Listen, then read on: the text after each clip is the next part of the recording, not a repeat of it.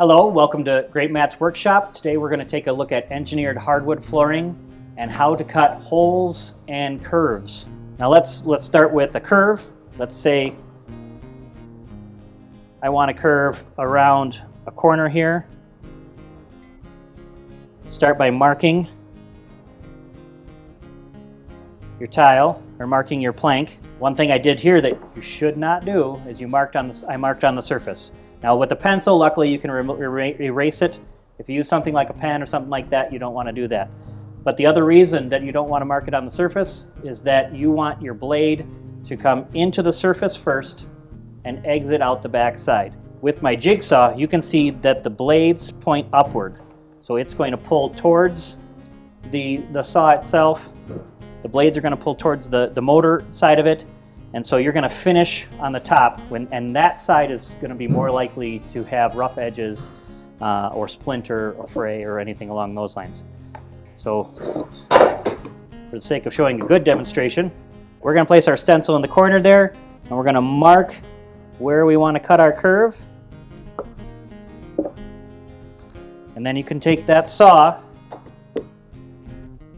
and follow that line very well.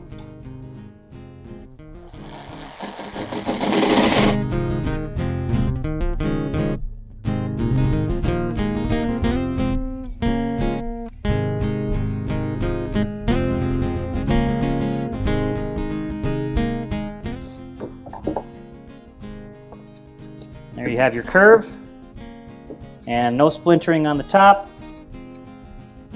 A little bit of splinters on the underside, and that's the kind of stuff you want to avoid having on your surface, which is why we start with the blade coming up into the surface. So now let's say you want to take a hole out of the center of your tile. What you'll need there is a hole saw to the appropriate size. You know, this just goes into a drill. All right. And then you'll need to mark on your tile where you want the hole to be cut. One thing that's important here with these hole saws is it starts in the center and it drills a pilot hole first and then follows with the circle. So you need to find the center of that circle that you're going to cut.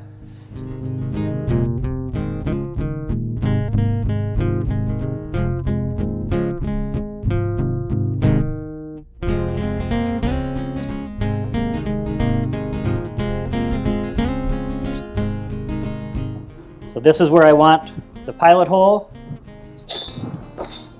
of my hole saw. Okay. So then I'm going to line that drill bit right up on that center there.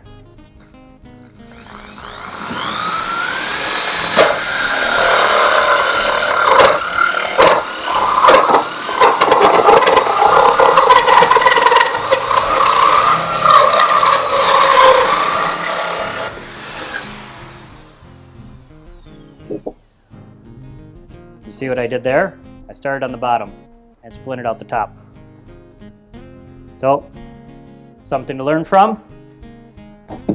Let's do that same thing, and we're going to start from the top. And let's say this is our point of origin where we want the center of our circle. Okay, so now we're going to try this again from the top. Again, just like with any other cutting device, the sharper your blade, the better, the cleaner the cut you're going to get. You know, this is a little bit older hole saw, and it's been used a lot, so we may see some splintering still, but we're going to give it a go and see how it goes.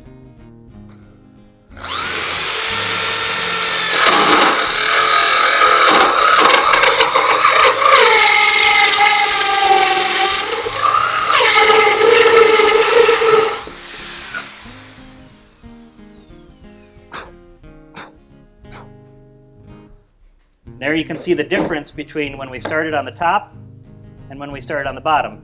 Here we started on the bottom, we got some splintering as it came out. Started on the top, even with a dull blade, we didn't have all those rough edges. And whatever rough edge you got there, you can just come back with a little sandpaper and smooth that out. But look what it does on the underside. That's what you don't want on the surface.